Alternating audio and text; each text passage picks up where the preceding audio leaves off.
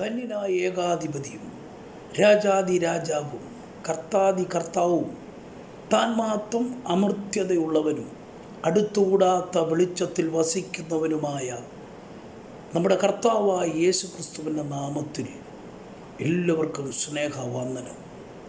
ഇത് പ്രഭാത സന്ദേശം. ഞാൻ പാസ്റ്റർ KP പിൻഡോ, Gethsemane fellowship prayer group, Muscat. നമ്മുടെ പിതാക്കന്മാർ സാധാരണയായി മാതാപിതാക്കൾ നമ്മുടെ കുഞ്ഞുങ്ങളോട് കഴിഞ്ഞ നാളുകളിൽ കഴിഞ്ഞ തലമുറയിൽ ചോദിക്കാറുള്ളൊരു ചോദ്യമുണ്ട്. അവരുടെ പ്രഭാത വേളയിലൊക്കെ ചോദിക്കും, മക്കളെ ഇന്ന് നിങ്ങൾ പ്രാർത്ഥിച്ചോ? ഇത് നിങ്ങൾ പ്രാർത്ഥിച്ചിട്ടാണോ നിങ്ങളുടെ ജീവിതത്തിൻ്റെ കാര്യങ്ങളിൽ തുടക്കമിട്ടത്? സന്ധിയിൽ കിടക്കാൻ നേരം വീണ്ടും ചോദിക്കുന്നൊരു ചോദ്യമാണ്, നിങ്ങൾ പ്രാർത്ഥിച്ചോ?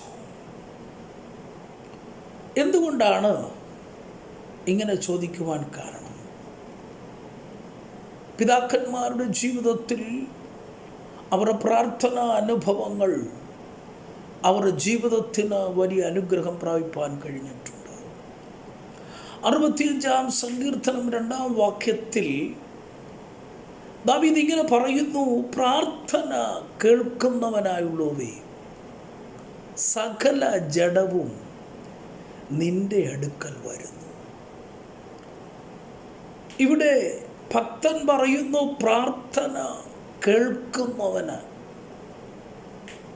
ഒരു കാര്യം നമ്മുടെ ദൈവത്തിൻ്റെ ഗുണവിശേഷം അവിടെ പ്രസ്താവിക്കുന്നു, നമ്മുടെ ദൈവം പ്രാർത്ഥന കേൾക്കുന്നവനാണ്.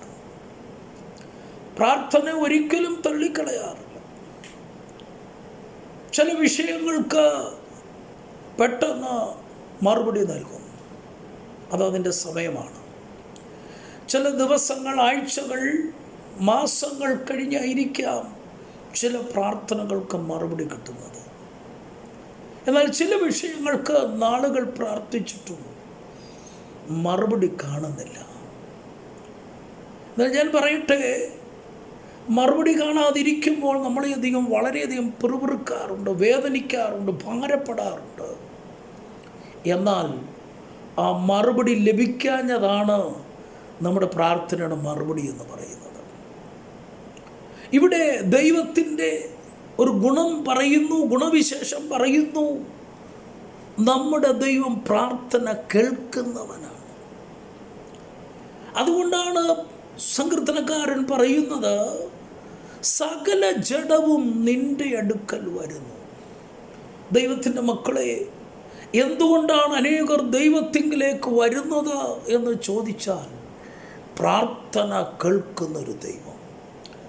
ഈ പ്രഭാതത്തിൽ വളരെ ധൈര്യത്തോടെ, ഉറപ്പോടെ, വലിയ പ്രത്യാശയോടെ, വിശ്വാസത്തോടെ നമുക്ക് പ്രാർത്ഥിക്കുവാൻ കഴിയട്ടെ. നമ്മുടെ ഏതു വിഷയങ്ങളുടെ മുൻപിലും, ചെറുതാകട്ടെ വലുതാകട്ടെ, ഏതു വിഷയങ്ങളുടെ മുമ്പിലും പ്രാർത്ഥിക്കുവാൻ നമ്മൾ തയ്യാറാകട്ടെ. ഒന്നുകൂടി എടുത്തു പറഞ്ഞാൽ, നമ്മുടെ വിഷയങ്ങൾ ദൈവത്തിങ്കിലേക്ക് നമുക്ക് ഏൽപ്പിച്ചു കൊടുക്കാം. ഏതിൻ്റെ തുടക്കവും പ്രാർത്ഥനയോടെ തുടങ്ങുവാൻ, ഏതിൻ്റെ ആരംഭം കുറിക്കുന്നതും പ്രാർത്ഥനയോടെ തുടങ്ങുവാൻ. ഒന്നുകൂടെ പറഞ്ഞാൽ, ദൈവത്തോട് ആലോചന ചോദിച്ചുകൊണ്ട്, ദൈവസന്നിധിയിൽ നമ്മെ സമർപ്പിച്ചുകൊണ്ട് നമ്മുടെ ജീവിതം യാത്ര ചെയ്താൽ അത് ഏറ്റവും അനുഗ്രഹമായി തീരും. സങ്കീർത്തനക്കാരൻ പറയുന്നത് പോലെ അവൻ നമ്മുടെ പ്രാർത്ഥന കേൾക്കും. ആ വലിയ ഉറപ്പോടുകൂടെ, ആ വലിയ പ്രത്യാശയോടുകൂടെ വേണം ഈ ദിവസങ്ങളിൽ നമ്മൾ യാത്ര ചെയ്യുവാൻ.